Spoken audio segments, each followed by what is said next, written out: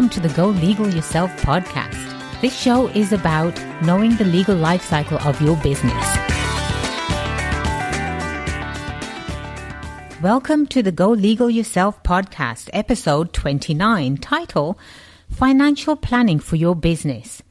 I'm your host, Attorney Kelly Bagler, the Queen of Business Law. You can interact with us on social media with Go Legal Yourself, and do find us on the web at golegalyourself.com. This podcast is about knowing the legal life cycle of your business, and by knowing where you are, it's easier to become successful. Get ready for a life-changing show as we empower all business owners and entrepreneurs to dare to become successful.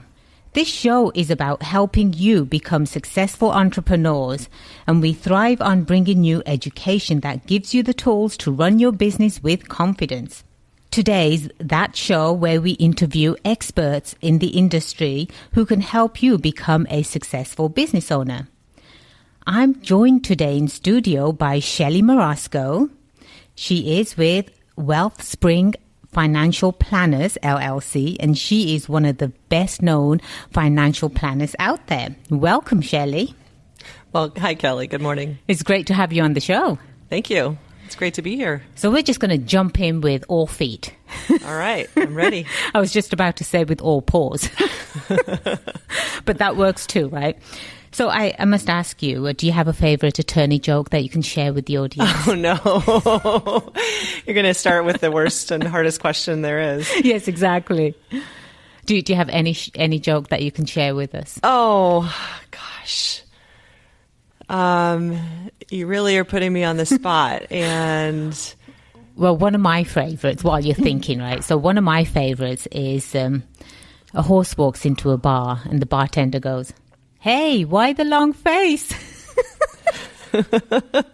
Yes, I know it's silly, but I grew up with little nieces and they love these jokes. Oh, that's great. But we're not going to let you off that easy. So throughout the show, just let us know whenever. I'll throw a good one in at some point. Exactly. Sounds good. Sounds good. So tell us a little bit about yourself. I mean, we met probably about 4 or 5 years ago. At least. At least, yes. And when I met you, you were actually in the corporate world. That's right. I worked for 20 years in the corporate environment. I started as an engineer, so I came from a mathematic, analytical background. And yeah, I worked for Fortune 500 companies, International Paper, Gillette. My last years were here at Life Technologies. And I did all the right things in that environment. I enjoyed the progression I had there. I just found myself probably about 12 to 15 years into it, a little stuck. I was at that point facing the chance to have children, and I didn't see how my paths would merge with continuing to rise up the corporate ladder. At that point, I was at a director level and also really being committed to my family. In most companies, it involves a lot of travel. And so, work-life mixture was starting to become a real annoyance. Mm-hmm. And also along that way, for about 10 years, I was increasingly getting interested in personal finance. My husband is a dentist and he wants to have nothing to do with personal finance. And so I was already an interested person, reading Money Magazine, that kind of stuff. But I found myself, really plunging into learning about investing and getting ourselves on a really good track, hiring some professionals to help us. And I was a little disappointed. So my inspiration to financial planning was my disappointment with what I saw in the financial industry, combined with working around really hardworking individuals in corporate America that weren't really optimizing things, and they were missing out on financial tools and opportunities that could move them forward. So all of the great things that we have right now, all of the great products that were invented, the reason behind that was because either the company that these people worked for weren't creative enough, or they weren't listening to the person bringing those ideas to them. And hence, this is exactly what I'm hearing from you. Yours and my backgrounds are extremely similar, because I also come from the big corporate world. I worked for one of the largest international law firms in the world. I loved my time there because you really learn from the best. But it gets to a point where you're thinking, I can do this differently in a better way. Mm-hmm. So I'm hearing that exactly the financial world Well, before you plunge right into that, share with us, sort of the financial world itself. I mean, what does it look like? What are the preconceived ideas about the financial world? I mean, when it comes to engaging with individual clients like you and me, just the, everyday people, middle to upper class Americans, a large part of the financial industry comes to the clients with products that need to be sold. And so the traditional model is, I've got this product, whether it's an annuity, whole life insurance, what have you.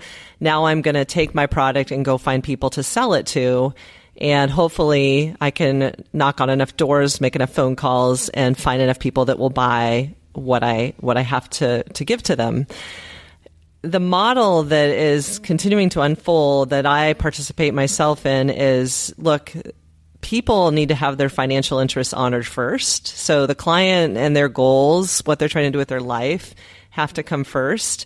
And then we need to... What a concept, right, Shelley? Right. It is quite a concept, but it's just not, the way the model was originally designed. So, you put the client's interests first and really work with them deeply to find out what it is they're trying to achieve. And then there might be a fit with the host of available options out there to apply to them. But there's a really important case for clients' best interests first. And there's a lot of information in the media now about the fiduciary rule and really having to put people first. And now in retirement plans, the government's been working to move in the direction of putting the client first. There's still a large part of the industry that is wired to sell, and it's because the financial industry is a for-profit environment and it's a largely very highly profitable environment. And Extremely. So profit motive of these corporations often trumps the client. I'm a huge proponent in if you're going to use a professional, and you really should, as a business owner, there's only certain things that you could do. And your time is better spent on focusing, making money, not learning a new trade. I would say I'm a fairly smart girl. I think you would too. But there's no way in hell I'm going to sit there and learn taxes. Numbers and I just don't get along. We never have. And so I'm not going to go out and learn all about the different types of stocks and bonds that are available out there. Again, if you're a business owner, you definitely need to use professionals. But the professionals that I really gravitate towards, and I think you get the best work and quality of service from them, are individuals like yourself, like myself, because we're not tied to, big corporate world, and we're not forced to do work for you in a certain manner, which is actually going to cost you more money. That's right. So you and I spoke several months ago, and you were telling me about you got really interested in money itself, and that you and some girlfriends used to get together on a monthly basis and talk money, correct? That's right. Actually, that whole thing unfolded because my husband didn't want me to make the career change that I made, 4 years ago. He basically said, go start up a money club with some friends and get this hobby out of your system so we can just move on as a family and not go through a career change. Well, you certainly corrected him on that, haven't you? Well, the collaboration with other women and having professionals come to our meetings to talk to us just ignited my interest more than quenched it. So, yeah, he kind of lost on that proposition. Exactly. Well, I, for one, and my husband, for one, were so glad that you did decide to pursue a financial planning career. We're extremely, extremely happy. In full disclosure, Shelley is our financial planner, and she truly is one of the best that I have come across. So, Shelley, talking to business owners, their number one mission is to make money, right? To make money, to become successful, and as you're doing that, you need to protect yourself. And the beauty about making money is you get to keep the money rather than pay it in taxes. And I know that one of your focus is on helping business owners themselves do some financial planning. So talk to us about what is that importance that business owners really need to start thinking about. There's actually probably two main areas that I grapple with business owners. One, and I'm sure you can relate to this with the profession and background you have, is not necessarily keeping an eye on risk management. They have this passion. They want to start their business. They're so excited. They tend to be optimists. Optimists tend to not worry about the rainy day that can come along and the big storm that can knock them sideways. That's true. I never think about that. So one of the areas that I do a fair amount of consulting in with clients that are business owners is what are they doing on the risk management side? Whether that's errors and omission insurance and making sure they've really thought through that. A lot of people buy these insurance policies and they don't know what is in them. I love it when I ask, do you have cyber insurance coverage in case someone breaks in? Well, what's that? I don't know. I have all these pages. I don't know what they mean. So exactly. That, and just personal protection, how their business is structured. Do they have proper liability insurance? I come across quite a few real estate professionals that are in the real estate game, and you start talking about something like an umbrella policy, and many of them are a bit lost with what that is and why that's important. So, helping them really protect for that big storm that'll come along is an important part of our dialogues. On the other side, it's often because they're so in love with their business and the business is this priority in their life that they're focusing on so strongly, they're forgetting to pay themselves first. And they're forgetting about the fact that even as a business owner, you may not have or run your business until you're 100 years old. And so essentially, you've got to pay yourself first. You've got to look at the bottom line, not just the top line. A lot of business owners are so wired to grow revenue because that's what we spend so much of our time doing that we forget about what really are we taking home and putting aside. And so there's a lot of consulting that goes into that area of making sure they're just doing something to get started with protecting themselves for the eventuality of needing to retire someday. Talk a little bit more about business owners actually paying themselves, because I know for a fact that that's not how business owners think. They think that they've made some money, they have to pay the bills, they have to pay employees, and then maybe they'll take a dividend, if you will. But when you say they have to pay themselves, I mean, how should they do that, and how should they start thinking about that? I mean, the biggest win is, first of all, start early. Whether you're 30 and you're starting up your business or you're 50, you will have at least 30 to 40 years ahead of you, and just slicing out $400 a month into some sort of account that can grow and compound over time is going to make your entire retirement possible. If you postpone that, what was once something that was $300 to $400 a month that you had to set aside will now become, people that start in their 50s or 60s are looking at putting 10, 20 grand aside just to have the possibility of retiring someday. So, when you think about that, that's a lot of money that you could have just dedicated, automated into an account, not thought about. And by having time on your side, smart investing practices, you can put aside this nest egg that no matter what happens to your business, you're going to be protected.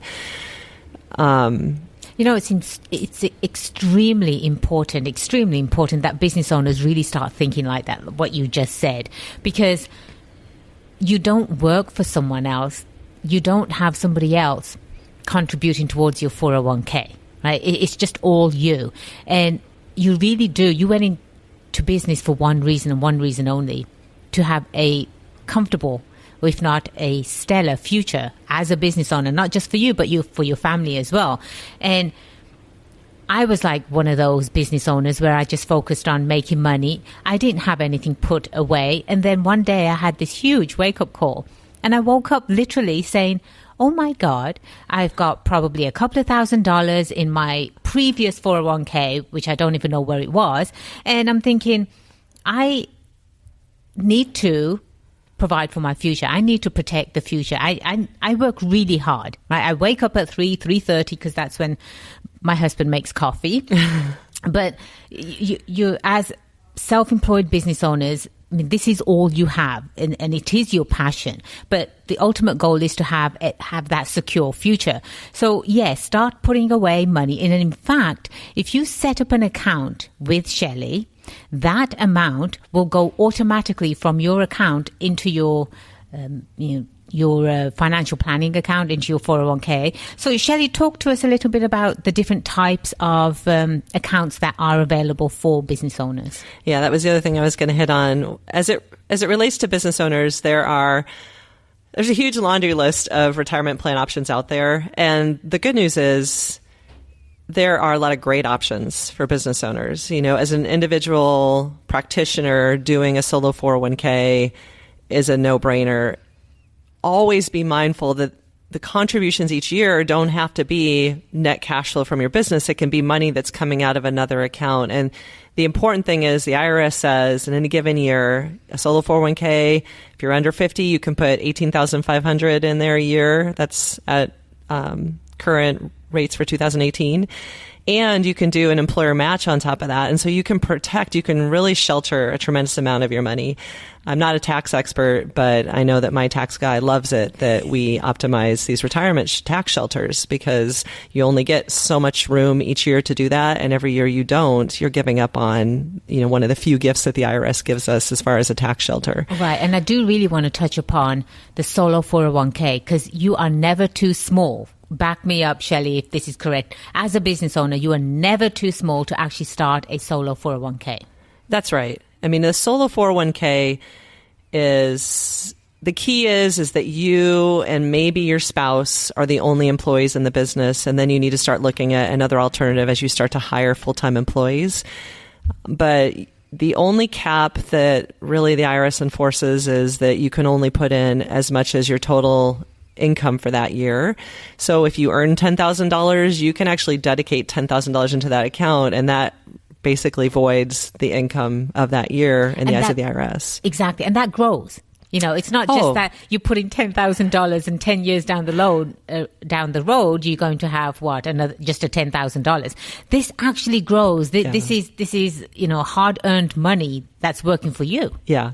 The geeky rule in our industry is the rule of 72. You want me to get geeky? Yes, okay. We would love for you to get geeky. The mathematical geeky rule is the rule of 72. And basically you take the number 72, divide it by your rate of return, and that is the number of years that it takes to double your money. So easy math, let's say 72 divided by an 8% return means your money will double every 9 years. So $10,000 put in now, 9 years from now is $20K. 9 years from that is $40K. 9 years from that is $80K. And you can just really see or think about how that compounding impact can make such a difference in your life and your financial security down the road. Fantastic. Touch upon another couple of accounts that would be available for business owners. So the important one really, again, business owners, they probably think it's just them, and they are too small to have any of these retirement accounts. But we're here to tell you it's not. Again, we're here because we're vested in your success. The whole reason why we're doing a podcast is to help you become successful. So start thinking about actually going to a financial planner, and in my mind, it would be Shelley. Really sit down with Shelley and talk to her about, what kind of money you can put away. Again, it's for your future, and it doubles, could double. And so we have the 401k, the solo 401k, and what else do we have? The other very simple one is called a SEP IRA, and this allows you to put aside 25% of your net profit in a year into a very simple IRA account.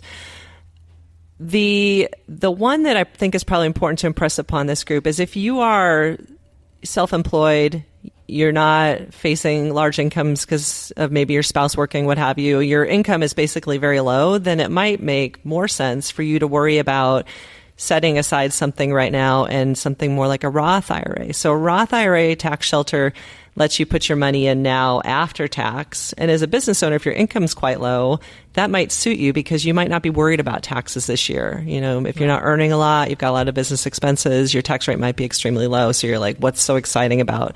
Well, the Roth IRA lets you put the money in now and then let that grow tax deferred over time. And as that builds over time, it comes out tax free once you hit retirement. So it's another tax shelter that kind of has the opposite approach. There are income limits on doing the Roth IRA. So you've got to consult a tax attorney, a tax professional. But it tends to be another great tool for people that actually have very low tax rates now and expect higher tax rates once they hit retirement. The other really important tool, I should say, is that you actually sit down with individuals, married couples, business owners, and you actually draft a financial plan for them. And when you did that for myself and my husband, it was so eye-opening. And just to see the progression as to where we were, where we're going, I'm a very goals-oriented person, right? You give me a goal and I thrive at it and I go towards the goal and I achieve it. But to actually see something on paper from now until maybe 10 years out or 20 years out, it truly is an eye-opening experience, and you feel a lot secure. Mm-hmm. I'm not just saying this, but you really do feel secure knowing that you have a future where you can live the lifestyle that you want. So when someone comes to see you, Shelley, you would sit down with them and create a financial plan? That's right. In fact, there are situations where even young folks they don't even have anything to invest yet, but this is the main reason they're coming to see me, is to get this financial plan done. And so what you do is you're basically asking the individual or the couple where they really want to go with their lives, and you're starting to get deep into what are their core values. Are they expecting family? Are they going to be saving for college? What does retirement look like? A lot of people buckle at the word retirement, but when I ask them the question, okay, when do you want to have work become optional? Then they're like tomorrow. Yeah. So, as humans, we're not necessarily so wired to jump on this bandwagon of retirement in 20 or 30 years, but financial freedom and flexibility are core values for a lot of people. And so when you get people thinking like that, people are interested maybe not so much in leaving their jobs right away or the work that they love, but really understanding when will I have the option and how can I see that and how early is it? And so the financial planning process gets you thinking about those longer term goals and harmonizes all the factors in your life, from what you're spending to what you've already got saved, to your income, to your expenses, inflation, all these things, and then spits out and helps us understand what is the likelihood of success with achieving these goals over the lifetime. The other thing that's very valuable, and you were quite brave to do this, is to sit with your spouse or your partner and actually sort out, where do we want to be in 20 years, right? Exactly. It's daunting. You don't sit down over dinner and say, where are we headed here, honey? But doing a financial plan and then going back to that at least once a year to remember what we said and where we were is incredibly powerful in getting you to kind of not only put the money in the direction of where you need to go, but kind of really make sure you're crafting that life and that financial picture and achieving those things in your life that you want to do over time. Because, man, life goes by fast. It certainly does. It really does. And the other thing I wanted to talk to you about too was the stock market. We have been hitting some record highs. How do you feel about it? I am loving that the stock market hits new hiis. It's a critical part of my job security. Especially when you meet with your clients, right? Yeah. So, what's been really fascinating is the psychology of our human population through the debacle of 2008 and 2009. Really, the entire 2000 to 2010 decade was a bit of a lost decade for anyone that was just only invested in the U.S. stock market, right? There were a lot of ups and downs and challenges throughout that time period. And so here we are now in the next decade, and we've really seen an incredible progression since 2008. We're on track to have the longest running bull market. As of July of this year, it'll become the longest bull market on record. From an investment return standpoint, it's still like third or fourth place. The 90s was actually more of a roaring rate of return type of stock market. So the thing that's important for investors is, first of all, don't get carried away with this rate of return that we've had. It could continue. In fact, just because we're at all-time highs doesn't mean we're not going to be at all-time highs again a year from now. Actually, we expect the market to give us all-time highs and do positive return at least roughly 4 out of every 5 years. We had a lot of bad years in the 2000s. We could continue to have a lot of good years in this decade. We just don't know. So the important thing is to have a discipline, map out what is the right type of allocation and what kind of investment category should you be in so that you are going to be able to have that money available to you when you need it. If you're retiring within 2 to 3 years, that setup, that asset allocation or investment category setup, those pieces look very different than someone that's got 30 years ahead of them. And then to track and actually stay disciplined about maintaining those categories based on the percentages. So let's say, let's just keep it simple. You're in the asset classes of U.S. stocks, international stocks, and bonds, and you're 60% in the stock side, 40% in the bond side. If you said that 5 years ago, and now with these great years we've had, you're tipped strongly towards stocks, you actually need to sell out of those positions a little bit and balance back to bonds. Not dramatically, but in a way where you're kind of maintaining those targets. It's not a perfect target setting type of game that you're playing, but you do want to stay pretty close to those allocations over time. And then I always tell clients, when you have money to invest, you should invest it. And always be mindful of the long term. If you've not got a long term because you're going to need that money to buy a house in 2 years, that's different. You need to be more careful with that and not throw it into the markets. If you've got long term on your side, you can bet that the market is going to be much higher 20 or 30 years from now. So don't get too caught up in the short term or the fact that we're at an all-time high. So as you listen to these shows, either on TV or the radio and their financial planning shows, they always mention that you must have an X amount of money set aside just in case, emergency funds, right? Somebody could get sick in the family. You have to take a leave of absence. What would you recommend? So actually, Shelley, I'm going to ask you to share 3 tips with our audience as to what they need to start thinking about and maybe taking action on to make sure at least they've got the bare necessities covered. So Tip number 1. Tip number 1, the place to start is making sure you don't have credit card debt. Before we even jump into investing, you've got to make sure that you're not sitting with finance charges from your credit card companies that can amount to hundreds of dollars, maybe even thousands of dollars a year. Most credit cards are a loser's game, 15% interest or higher, and there's no way you're going to see 15% consistently, that level of return in the stock market or most investments. So your first defensive move is get rid of your credit card debt. And that may even get you back to the very foundational piece of how much are you earning and how much are you spending, exactly. Really understanding that. Exactly. I know that seems like so straightforward that even an elementary student could understand that concept, but we seem to neglect and really we think we're always going to be better with our earnings in the future, so we don't always worry about the spending side. Sometimes, Shelley, business owners, they'll make quite a bit of money and then they'll look at their bank account and say, holy knickers, where did the money go? Why don't I have anything to show for it? That's right. It's because of the expense. And there are tools today that can really help us. My favorites are Mint.com and Personal Capital for tracking your spending. They can also help your tax person when it comes that time of year, because now you have all that information in one database. If all you do is pull off your year-end summaries from your credit cards at the end of the year and total that up and look, that's quite helpful. Kelly, you asked about, the progression, the top 3 steps. I'd say, so first of all, be very attentive to your debt. Any debt, school loans, et cetera, where you're paying an interest rate of over 6%, let's say, you really should be aggressive in minimizing that debt and figuring that out first. The second thing is an emergency fund. Your debt's gone. Now you can focus on an emergency fund. And the guideline is 3 to 6 months of your spending in an emergency fund. For business owners, that might be even more.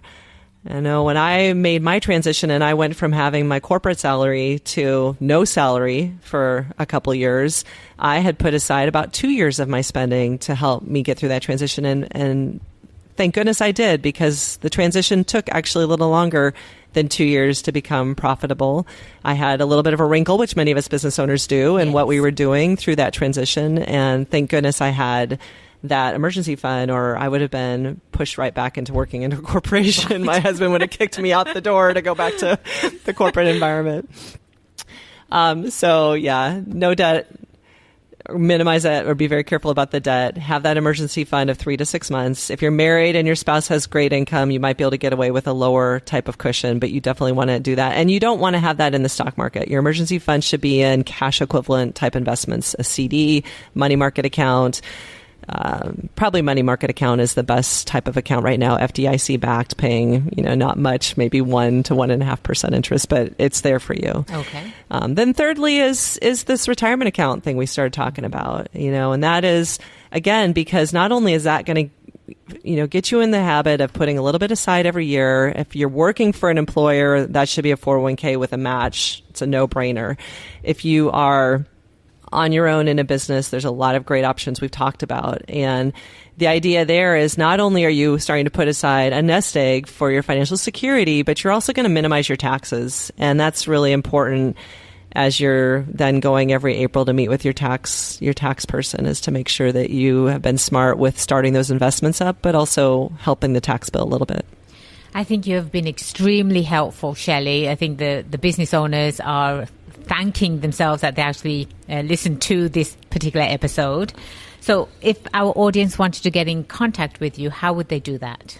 They can go to, probably my website is the best place to start, because everything they need, their best approach to contacting me would be there. So that's wealthspringfp.com as the website, Wealthspring, F as in Frank, P as in Paul.com.